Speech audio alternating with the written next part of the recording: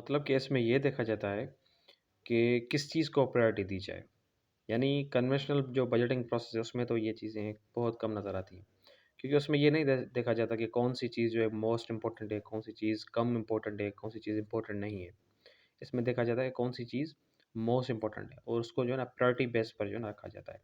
जैसे एजुकेशन, अगर आप पाकिस्तान की जो है ना एग्ज़ाम्पल ले लें, तो एजुकेशन को बिल्कुल प्रायोरिटी नहीं दी जाती यहाँ पर।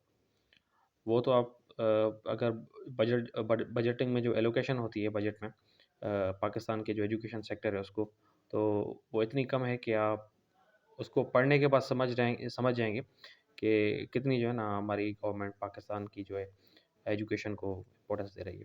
तो इसमें प्रायोरिटी बेस्ड बजटिंग यानी जो मोस्ट इम्पोर्टेंट है वो सबसे पहले उसको जो है ना एलोकेट किया जाएगा रिसोर्सेज़ वगैरह एक्स, वाई, ज़ेड। तो इसके कुछ ड्रॉबैक्स भी हैं। ये तो एक किस्म की जो है ना इसकी डेफ़िनेशन हो गई और कोई एक्सप्लेन करने पर आए तो वो एक्सप्लेन कर देगा और इस पर ये 3 क्वेश्चन है ये लिखकर उसके बाद जो फीचर्स हैं इसके ये लिखकर और स्क्रूटिनी बेस्ड पर भी जो है ना आप पूरा पूरा नोट लिख सकते हैं कि स्क्रूटिनी कैसे की जाती है एक्स, वाई, ज़ेड। दोनों को जो है ना कंपेयर करके कन्वेंशनल प्रोसेस और ज़ीरो बेस्ड बजटिंग को। अब इसके ड्रॉबैक्स देखते हैं। ड्रॉबैक्स ये हैं कि जो फाइनेंस मिनिस्ट्री है ना ऑल पावरफुल हो जाती है क्योंकि वो स्क्रूटिनाइज़ करती है सारी चीज़ों को अपने हिसाब से जो है ना फिर एलोकेट करेगी। और बिल्कुल जो है ना गंदे माइंड के अगर लोग आ जाएँ, वो तो बिल्कुल डिक्टेटर बन जाएँगे, वो तो डिक्टेटरशिप करेंगे और करप्ट भी बन जाएँगे। तो ये फाइनेंस मिनिस्ट्री ऑल पावरफुल बन जाती है। उसके बाद ये पूरा जो है ना निज़ाम इम्प्लीमेंट नहीं हो सकता, सारा का सारा इम्प्लीमेंट नहीं हो सकता, लेकिन इसके कुछ फीचर्स हैं वो इम्प्लीमेंट हो सकते हैं। पूरी दुनिया में कोई भी कंट्री हो पूरा जो है ना इसको इम्प्लीमेंट नहीं करा सकती। तो कुछ ना कुछ इम्प्लीमेंट कर सकते हैं लेकिन पूरा नहीं।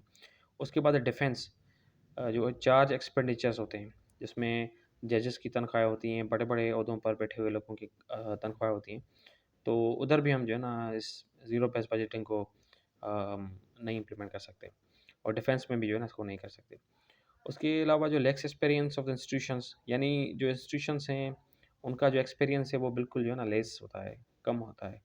तो अगर हम ज़ीरो से स्टार्ट करेंगे तो हमें उसके जो है ना नुकसानात झेलने पड़ सकते हैं क्योंकि उनको एक्सपीरियंस नहीं होता ज़ीरो बेस्ड बजटिंग का या कहाँ पर कितना जो है ना बजट या जो रिसोर्सेज हैं वो एलोकेट करने हैं एक्स वाई जेड इन चीज़ का जब इंसान को जो है ना एक्सपीरियंस नहीं होगा तो बिल्कुल जो सिचुएशन है वो प्रॉब्लमेटिक हो जाएगी। उसके बाद ब्यूरोक्रेट्स, जो ब्यूरोक्रेट्स हैं वो जो अपने प्रपोजल्स देते हैं या कोई अपनी वो ऑब्जेक्टिव थिंकिंग रखते हैं, तो अगर वो कोई भी बात जो है ना अपना प्रपोज़ल या कोई चीज़ पुट फॉरवर्ड करेंगे, तो उनको अगर आगे चल के ज़्यादा या कम जो है ना खर्चा आया, तो उन पर जो है ना क्रिटिसिज़्म होगा। तो वो भी इस चीज़ से जो है ना डरते हैं कि ऐसा जो सिस्टम है ज़ीरो बेस्ड बजटिंग का, ये नाफ़िज़ ना हो।